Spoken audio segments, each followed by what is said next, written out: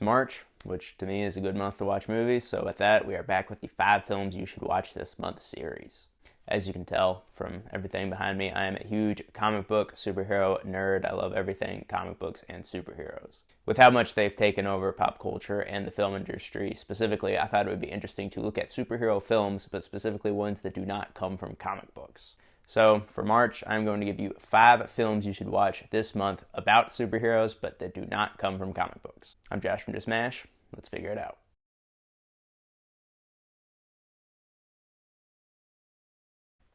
Unbreakable.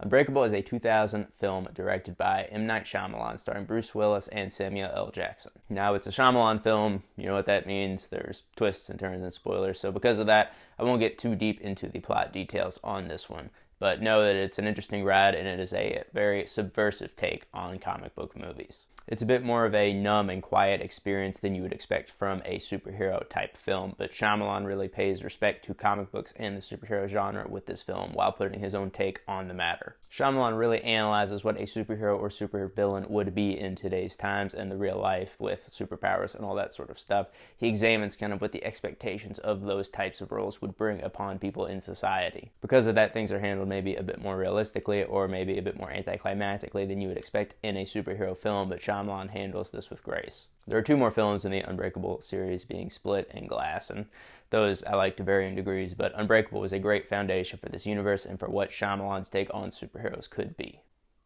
Sky High.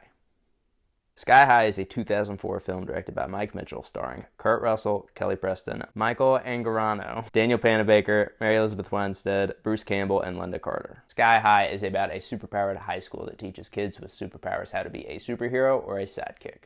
This is a film I actually saw in theaters when it came out, as I was the target audience for it when it came out, but later rewatched in adulthood and loved it just as much as I did when I was a kid. Seeing all the references and nods to comic books and superhero films, even as a kid, was really cool, but as an adult was very rewarding on a rewatch. The colors, the sets, the costumes, the vibrancy of everything is just so exciting and pleasing to the eyes to watch. All of the superpowers are cool and unique and not exactly what you would expect from this type of film, and the way they examine what it means to be a sidekick is really interesting.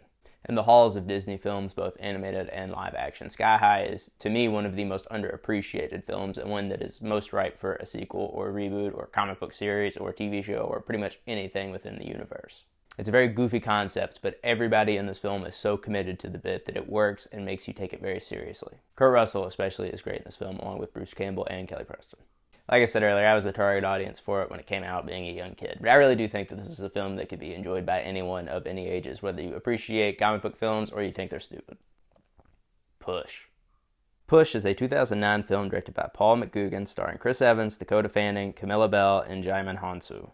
Push is about a group of superpowered psychics racing against an evil corporation to find a missing girl in a briefcase. Push is not a conventional comic book or superhero film at all, but it kind of pushes the boundaries of what you can do with superpowered beings and what the universe would kind of be like with these beings. The way they play with their powers is really interesting and not something that we had really seen before at the time of Push's release. The cinematography is really interesting, the use of music is very experimental, and the way that the powers are expressed are very creative for the comic book genre. The performances are interesting. Chris Evans really is kind of a standout because he doesn't really do what he normally does in the comic book genre with the Human Torch and Captain America. Dakota Fanning, who is one of the best child actors pretty much of all time, gives another incredible performance in this film as well. Not saying it's an incredible film or anything, but it's certainly one you should give a chance to watch.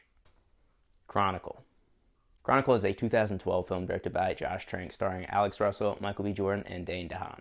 It's a found footage film, which is extremely experimental and unique for the superhero genre and not something we had ever really seen before or since. It's about 3 high schoolers who discover an anomaly that gives them superpowers and how it changes their lives. It's a really unique film because it dips its toes into sci-fi, body horror, action, comedy, and using the found footage medium, it does all of those things very unique and very naturally because it feels realistic. Probably also has one of the most realistic depictions of superpowers that I've seen in movies. With all the extra fantastical stuff going on, the character drama and interactions between those characters are really what keeps the film grounded and is the heart at the center of the film. The performances are great, and it was my personal introduction into both Dane DeHaan and Michael B. Jordan. On top of that, the scenes with the flight and the actual battles are very, very engaging, very intense, and keep you on your toes. Darkman. Darkman is a 1990 Sam Raimi film starring Liam Neeson and Frances McDormand. Darkman is about a scientist who is left for dead who comes back for revenge after his transformation. Darkman is very, very much a Sam Raimi film. You can see the Evil Dead influence and the Spider-Man influence in this film. It's interesting to see Sam Raimi 12 years before he did Spider-Man kind of dipping his toes into the superhero genre, and it's especially interesting because you can see flashes of Darkman in Spider-Man. Raimi is perhaps the best filmmaker at blending inherent goofiness with cool action and seriousness. This film is no different, and with Liam Neeson, there's an added gravitas to the role. The concept is fun. Darkman is an interesting character. There were 2 sequels, but I don't think Raimi or Liam Neeson were involved in either one. I actually think Darkman is a character that could use a resurrection and a return to form with today's technology. Well, those are 5 superhero films that do not come from comic books. I don't necessarily believe that those are the best 5 films about superheroes that don't come from comic books, but they're 5 that I like. They're 5 that I think you should check out. If you've seen those movies, let us know in the comments what you think about them. If you have 5 other superhero films that don't come from comic books that you would like to give a mention, please mention those in the comments as well. Be sure to like, subscribe. It helps out the channel a lot. I've been Josh from Just Mash. Until next time.